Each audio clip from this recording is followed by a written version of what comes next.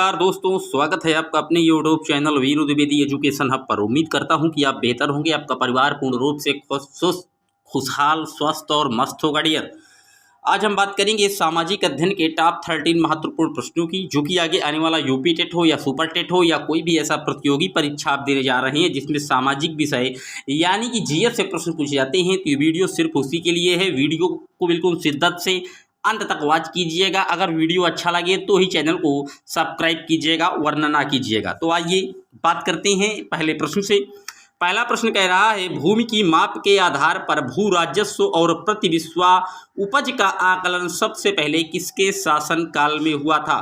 अलाउद्दीन खिलजी, मोहम्मद बिन तुगलक, फिरोज शाह तुगलक या सिकंदर लोदी? तो जो ये भूमि की माप के आधार पर जो भू राजस्व का निर्धारण किया गया था डियर, ये किया गया था किसके काल में? अलाउद्दीन खिलजी के।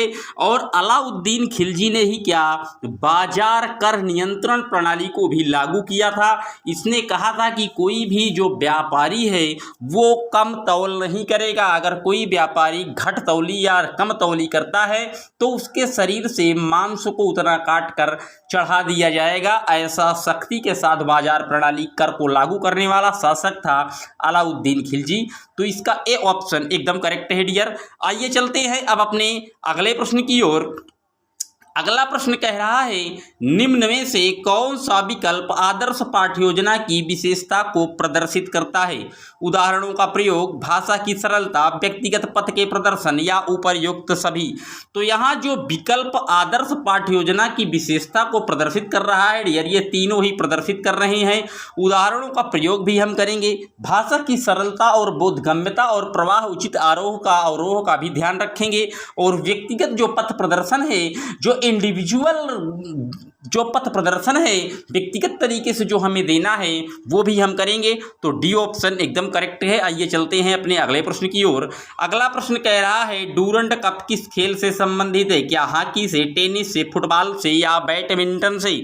तो डियर जो डूरंड कप होता है ये फुटबॉल से संबंधित होता है। प्रश्न कई बार पूछा गया है। अगर पूछ ले कि डूरंड लाइन किसके बीच होती है, तो ये भारत और अफगानिस्तान के बीच जो सीमा बॉर्डर साझा करता है उस लाइन को हम डूरंड लाइन कहते हैं। अगर डूरंड कप पूछे तो फुटबॉल। शिद्दत से नोट करते हुए चलिएगा। आइए चलते हैं अपने अगले प्रश्न की ओर। आवेदक सूचना का अधिकार अधिनियम 2005 में किस धारा के अंतर्गत वांछित सूचना प्राप्त करता है? 6(1) 7(1) में, 8(1) में या 11(1) में? तो बता दें डियर, जो ये आवेदक सूचना का अधिकार अधिनियम 2005 है, यानी कि ये आरटीआई की बात कर रहा है। आरटीआई की बात कर रहा है, जो संविधान के आर्टिकल 19A में निहित है तो ये मौलिक अधिकार के संविधान में, लेकिन मैं बता दूं आर्टिकल में, लेकिन ये मूल अधिकार में नहीं आता डियर। ये आपका क्या, ये आपका एक कानूनी अधिकार है और इसे अक्टूबर 2005 में पास किया गया था। और जो इसके द्वारा आप जो सूचना प्राप्त करते हैं वो आर्टिकल 6A के तहत, धारा के तहत प्राप्त करते हैं, यानी कि ए ऑप्शन एकदम करेक्ट है। ये भी आप नोट कर लीजिएगा। आइए चलते हैं अपने अगले प्रश्न की ओर। अगला प्रश्न कह रहा है, निम्न में से किसका प्रावधान शिक्षा का अधिकार अधिनियम में नहीं किया गया? 6 से 14 वर्ष के बच्चों के लिए निःशुल्क तथा अनिवार्य शिक्षा प्रदान करना बिल्कुल किया गया है। कक्षा में प्रवेश के लिए परीक्षा तथा डोनेशन पर प्रतिबंध बिल्कुल सही है। कक्षा में एडमिशन के लिए किसी भी प्रकार का डोनेशन नहीं लिया जाएगा। किसी भी प्रकार के रूल एंड रेगुलेशंस को लागू नहीं किया जाएगा।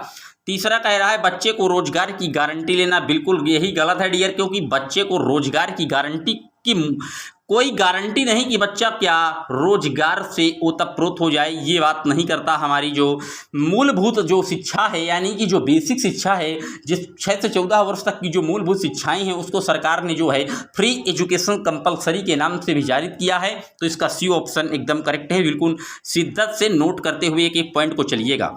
संसद का सदस्य न होते हुए भी निम्न में से कौन संसद की कार्रवाई में प्रतिभाग कर सकता है? महालेखा परीक्षक, महान्यायवादी, मुख्य चुनाव आयुक्त या सॉलिसिटर जनरल?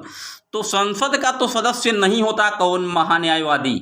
लेकिन संसद की कार्रवाई में क्या भाग ले सकता है डियर। अब महान्यायवादी की बात आई है तो बता दें के वेणुगोपाल जी इस समय वर्तमान में भारत के महान्यायवादी हैं और इनका जो वर्णन है वो आर्टिकल 78 में किया गया है। अगर महालेखा परीक्षक की बात पूछी जाए तो आर्टिकल 148 में इनका पद उल्लेखित किया है, जो एक प्रकार क्या सरकारी रुपयों का क्या चौकीदार कहलाता है। इसे आप सीधे मोटे हीटिंग से समझ लीजिए कि सरकारी जो धन होता है डियर उसका ये एक प्रकार का चौकीदार होता है, यानी कि आय व्यय का पूरा विवरण यही इकट्ठा करता है। और महालेखा परीक्षक वर्तमान में गिरीश चंद्र मुर्मू जी हैं। अगर मुख्य निर्वाचन आयुक्त की बात की जाए तो इस समय मुख्य जो निर्वाचन आयुक्त हैं वो सुशील चंद्रा जी हैं और जो चुनाव आयुक्त का अभिलेख है वो आर्टिकल 324 यानी कि 324 में निहित है।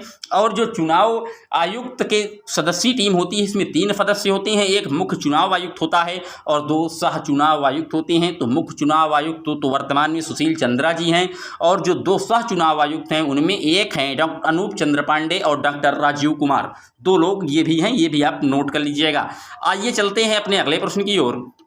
भारत की संविधान की प्रस्तावना में किस संविधान संशोधन के द्वारा समाजवादी पंथ निरपेक्ष शब्द को सम्मिलित किया गया। 42वां संशोधन, 52वां संशोधन, 46वां या 43वां।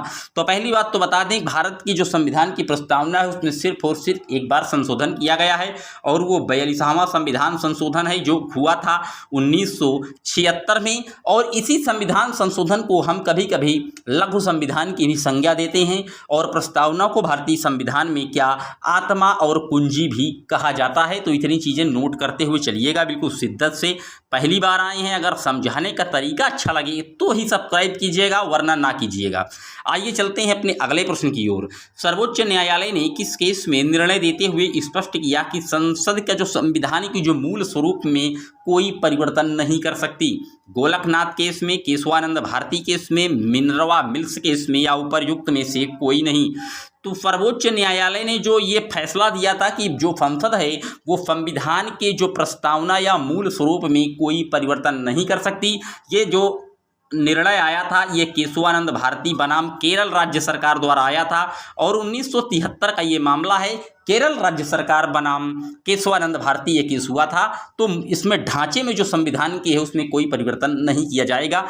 बी ऑप्शन एकदम करेक्ट है, कई बार प्रश्न पूछा गया है।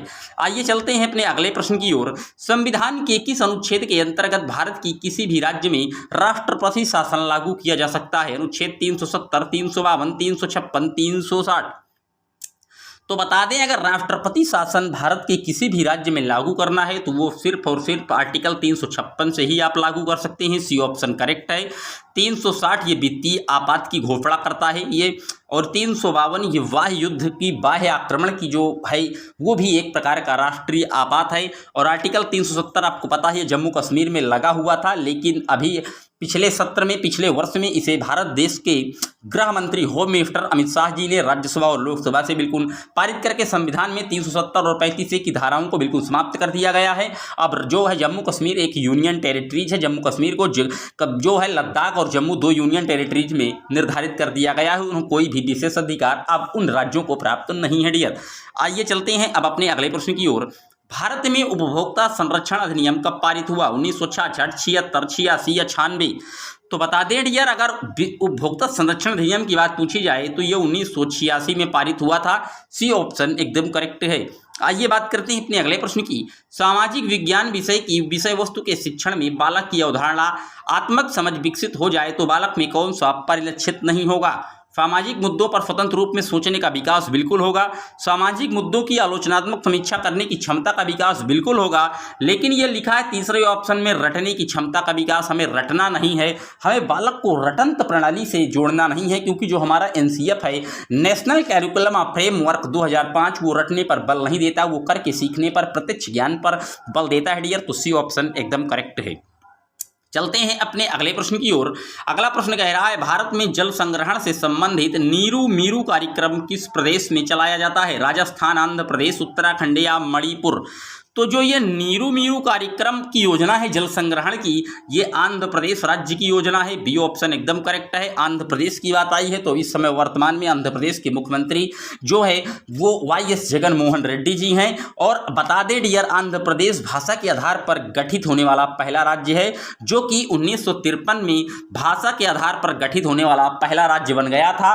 और मैं आपको बता दूं, आंध्र प्रदेश दूसरा ऐसा राज्य है जिसने पंचायती राज व्यवस्था को भी लागू किया था। अगर पहली बात पूछी जाए तो पंचायती राज को पहला लागू करने वाला जो राज्य है वो राजस्थान का नागौर जिला था, यानी कि राजस्थान था, और दूसरा आंध्र प्रदेश है डियर। इतनी चीजें इस प्रश्न से। आइए चलते हैं अपने अगले प्रश्न की ओर।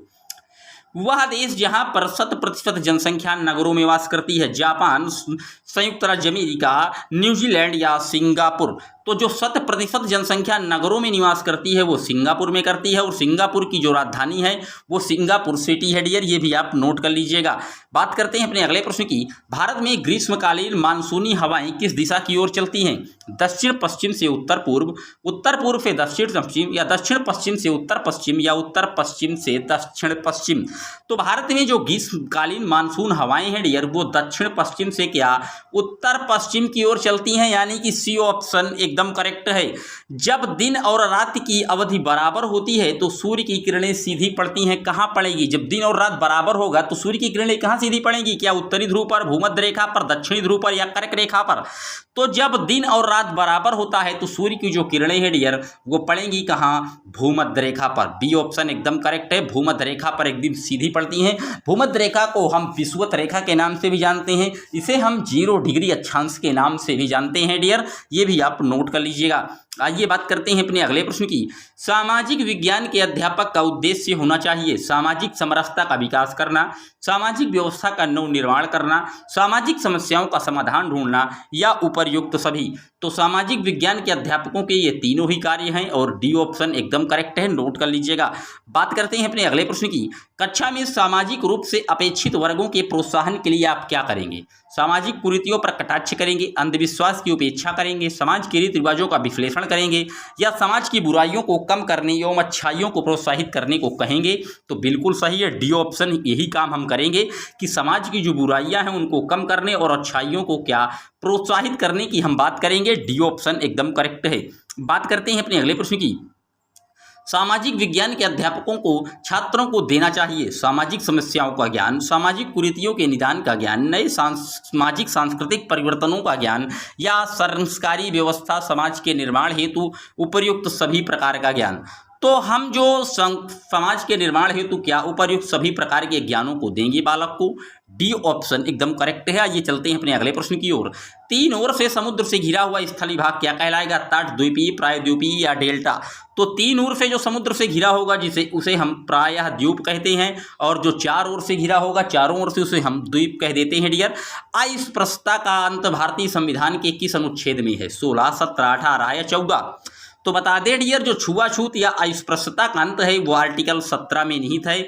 बी ऑप्शन एकदम करेक्ट है। अगर आर्टिकल 16 में पूछ ले तो ये क्या, ये जो है डियर सेवा योजन, यानी कि समान जो है, एक तरीके से आप कह सकते हैं कि लोक सेवा योजन में क्या समान अवसर की समानता की बात करता है। आर्टिकल 18 ये उपाधियों के अंत की बात करता है डियर, और जो आर्टिकल 14 है ये विधि के समक्ष समता की बात करता है। यानी कि चारों ऑप्शन क्लियर हुए होंगे। आइए चलते हैं आज के अगले और अंतिम प्रश्न की ओर। संसद में प्रश्नकाल के समय किस प्रकार के प्रश्न पूछे जाते हैं? अतारांकित, तारांकित, या ए और बी दोनों, या ये सभी? तो संसद का जब प्रश्नकाल चलता है डियर तो आप तारांकित, अतारांकित दोनों ही प्रश्न पूछ सकते हैं। मैं आपको बता दूं, तारांकित प्रश्न वो होते हैं जिनका उत्तर आप सदन में जो सदस्य होते हैं वो मौखिक ही चाहते हैं। अतारांकित वो होते हैं जिनका लिखित होता है। और मैं बता दूं, जो प्रश्नकाल का समय होता है, ये जो प्रोसेस है डियर, प्रश्नकाल के ठीक बाद जो 12 से 1 का काल होता है उसे हम शून्यकाल कहते हैं। यानी कि 11 से 12 का काल जो है प्रश्नकाल है। और भारत में जो संसद में शून्यकाल की व्यवस्था लागू की गई है ये अपने देश भारत की ही देन है। तो ये भी आप नोट कर लीजिएगा। ये थे टॉप 13 महत्वपूर्ण प्रश्न जो कि सामाजिक अध्ययन से रिलेट करते थे। उम्मीद करता हूं कि वीडियो आपको समझ में आया होगा। अगर मेरे समझाने का तरीका आपको पसंद आया है तो ही चैनल को सब्सक्राइब कीजिएगा, वरना ना कीजिएगा। अगर अच्छा लगे तो शेयर भी कीजिएगा, वरना ना कीजिएगा डियर। मिलेंगे बहुत जल्द फिर आपसे एक वीडियो के साथ। तब तक इजाज़त दीजिए डियर। जय हिंद, जय Bharat. Thanks for watching my video.